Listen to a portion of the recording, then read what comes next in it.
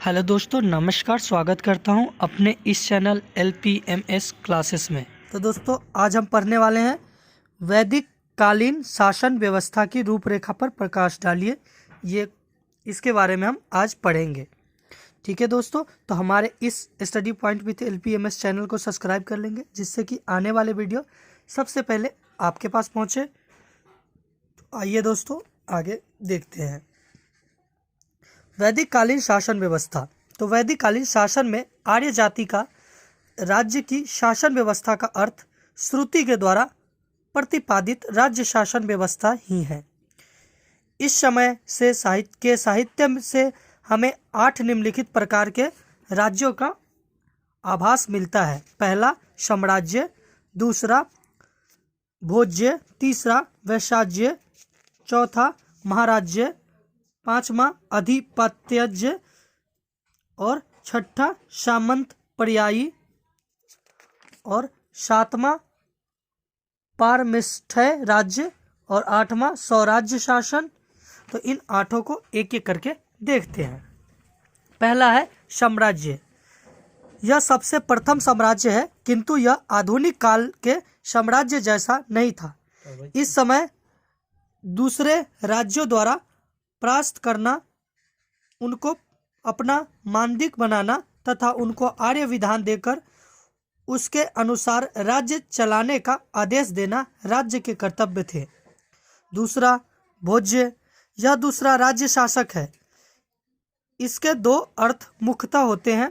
भुज का मतलब पृथ्वी की नैसर्गिक मर्यादाओं से परिवेष्टित राज्य। जिस तरह भारत यह उत्तर में हिमालय पर्वत और दक्षिण में समुद्र से विस्तृत हुआ था, वह था भुज। पालन व्यवहारियों इस अर्थ में कुछ स्वराज्य है। इसके पश्चात स्वराज्य शासन का विधान है। तीसरा वैशाज्य। इस राज्य में कोई राजा नहीं होता था, सारी जनता ही मिलकर शासन चलाती है। इस वैदिक राज्य पद्धति के अवशेष अब भी भारत में हैं। इस राज्य में सबसे बड़ा दोष यह है कि इस प्रकार का शासन बहुत बड़े भूभाग पर नहीं हो सकता। चौथा महाराज्य। अनेक छोटे छोटे राज्य स्वामीय इच्छा से होते हैं और एक विधान के अंदर अपने आप को रखते हैं, वह महाराज्य कहलाता है। इसमें किसी पर दबाव या आघात नहीं, परंतु इसमें सबका लाभ ही है। जगत की अस्पदा में छोटे छोटे राज्य नहीं रह सकते, इस कारण इसका परिवर्तन महाराज्यों में होना ठीक ही है।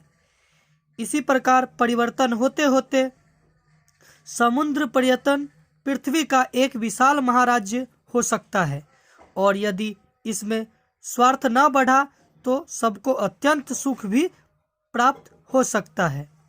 तो 5वां देखते हैं आधिपत्यमय। आधिपत्यमय पति तथा अधिपति ये राज्य के अधिकारियों के नाम हैं। इनकी संपत्ति से जो राज्य चलता है वह आधिपत्य राज्य शासन कहलाता है। इस प्रकार के राज्य में शासन का कार्य राज्य अधिकारियों के अधीन ही रहता है। छठा है सामंत पर्यायी।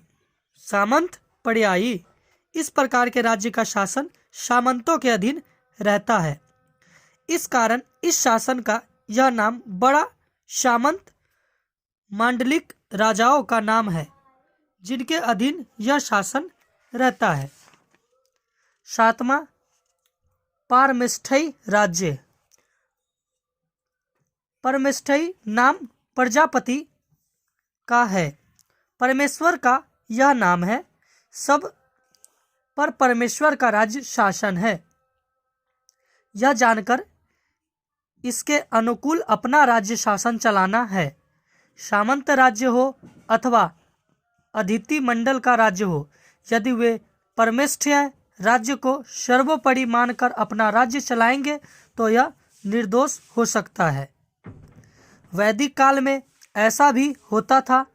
सब आर्य जाति एवं वेदानुशासन के नीचे रहकर परमिष्ठ राज्य को सर्वोपरि स्वीकार करें अपना कर्तव्य निष्काम भाव से करती थी। इसी कारण मानवीय स्वार्थ के कारण जिन दोषों के लिए उत्पन्न होने की संभावना है वे दोष हम शासन में उत्पन्न नहीं हो सकते थे। 8वां, स्वराज्य शासन। यह राज्य वैदिक काल का एक उत्तम राज्य था।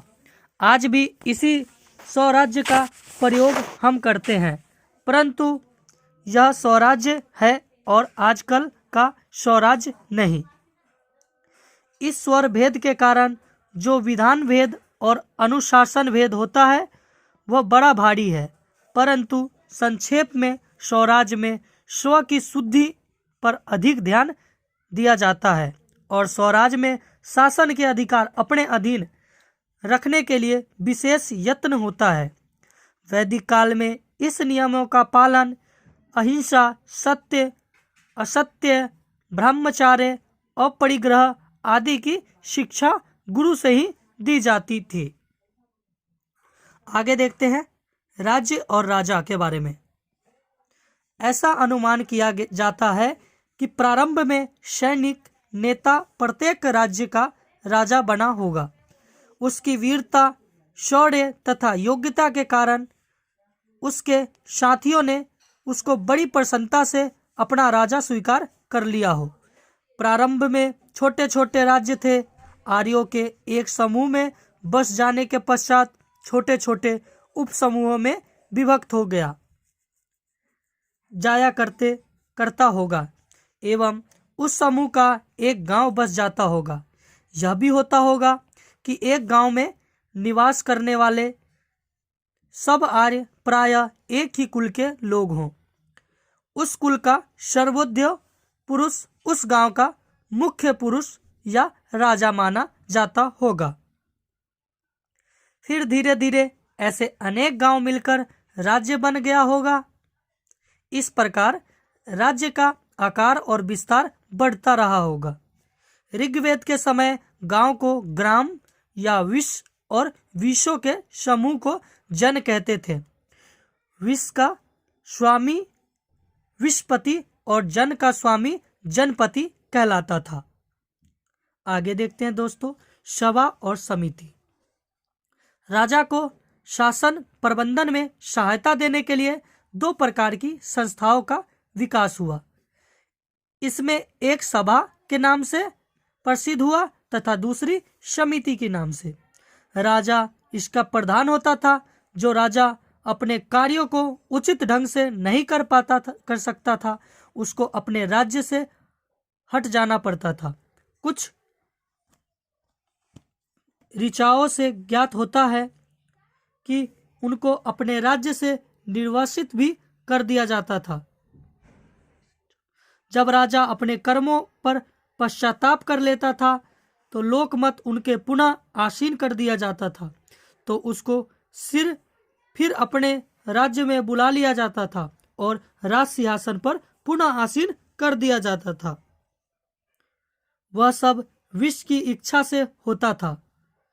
विश्व की इच्छा कार्य रूप में परिणित करने को काम समिति और सभा का होगा, परंतु यह अनुमान की बात है। सभा और समिति के अलग अलग कार्य या कर्तव्य क्षेत्र का तो पता नहीं चलता, परंतु जो कुछ ऊपर कहा गया है उससे ऐसे ही बोध होता है। आगे देखते हैं राज्य संस्था। राजा के शासन प्रबंधन में राज्य संस्था की भी उत्पत्ति हुई, परंतु यह बतलाना हमारे लिए कठिन है कि इसका जन्म किस प्रकार से हुआ।